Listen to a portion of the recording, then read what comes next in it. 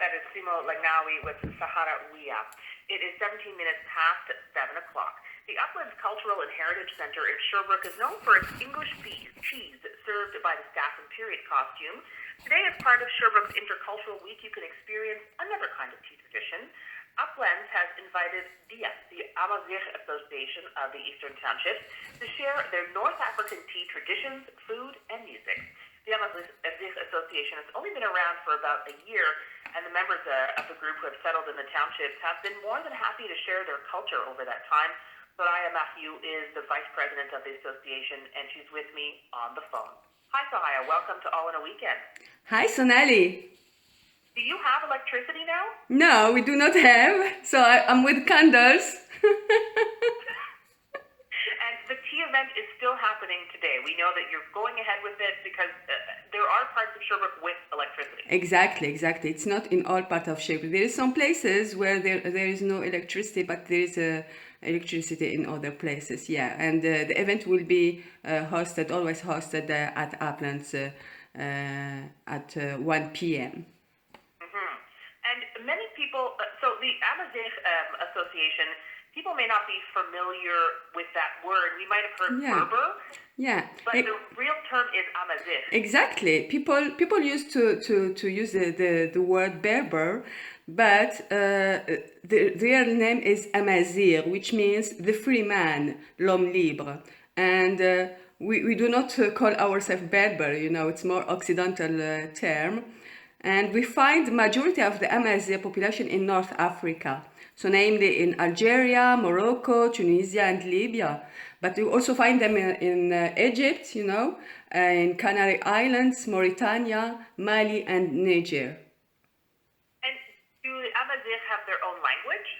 Yeah, we have our language, so it's Amazigh. So you will find some difference dependently in which part you are.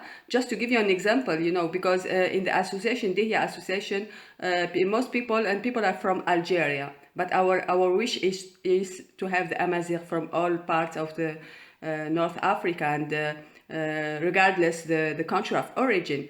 Just to give you, for example, in Algeria, so you have La Kabylie in the north, so they will speak Amazigh, and you will have Mzab, they are in the south, so in the beginning of the Sahara, so they will speak also Amazigh. There's a little bit some differences, but it's the same language, it's Amazigh.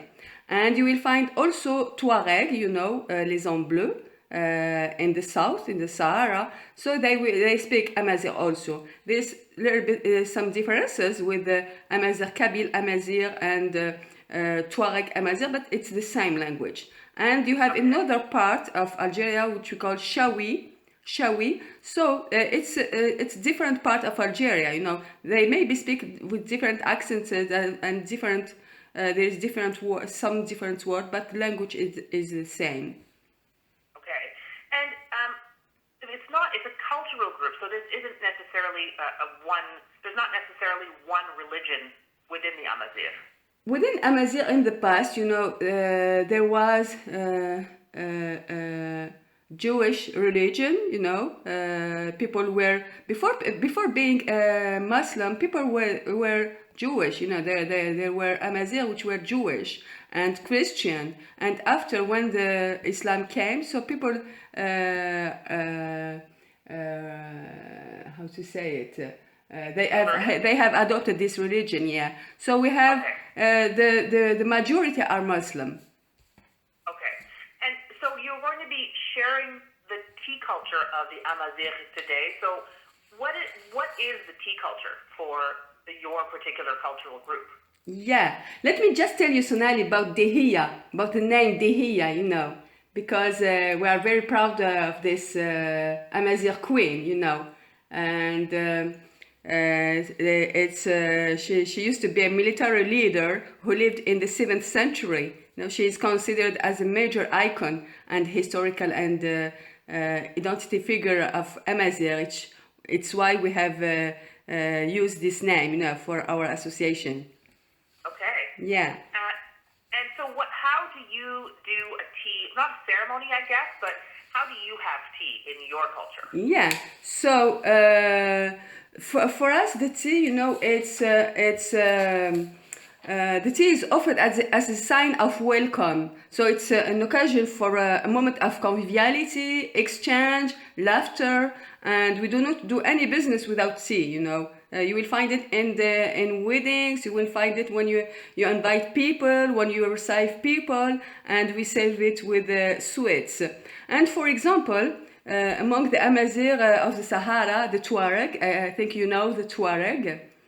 So the preparation and tasting of the tea obeys an extremely precise code, which they call it the ceremony of 3 teas. The tea can be flavored with mint, clove, ginger, or local herbs. And Tuareg never serve a single drink. The serving 2 glasses is rudeness and lack of generosity. And serving a 4th glass is a signal to make people to clear to say, so it's time to leave now. So you know by the number of glasses, I'm either having more tea or I need to leave. Yeah. So what kind of tea are you going to have today? We'll have 2 kinds of tea. So a tea flavored with mint and a tea flavored with clove. So the tea flavored with clove, we find it mostly in Algiers, in the town of Algiers. They use this kind of tea, but they use also the tea flavored with mint. Okay. And there are sweets as well. I think many people are looking forward to this. Yeah. What kind of sweets will you have? Yeah, and I hope I will have all the sweets. We have different kind of sweets. The members were very generous. And there is traditional donuts, and and there is traditional cake with eggs and honey that we used to prepare for women who come to give birth. Because it's very energetic. And there is 2 kinds of Mahiout. Mahiout is a sweet with dates and semolina. So we have one sweet with honey, and another one, instead of honey, we use the maple, the maple syrup. And it's our wing for Canada, So here the people use, instead of honey, they will use maple syrup. Cuisine de fusion. Yeah, exactly. And why did you want to be part of this kind of event? For us it's an opportunity for Dihya, the Amazigh Association of the Eastern Townships, to talk with the Sherbrookoise and all people of Eastern Townships about the Amazigh culture and tradition, And another thing is that Uplands will also be serving English tea, and scones in another room. And for me it was an occasion also for the members of Dihya to go to this tradition tea, to see it, because I used to go there in the past. I went there and I have taken there the English tea, and I liked the atmosphere and all the things they serve there. Well, I hope you get your electricity back soon, and I hope the event is a success today. Soraya, thank you so much for joining us. Yeah, thank you, Sonali. Thank you. Take care. Goodbye. Bye-bye. Bye. Soraya Mahiout is the Vice President of Dihya, the Amazigh Association in Sherbrooke. The intercultural tea is still on today at Uplands Cultural and Heritage Center from 1 to 4 p.m. It's free and open to everyone if you want to discover something new. 25 minutes past 7 o'clock. Again, check the website for Hydro-Quebec to update yourself on the power outages. It's power outage.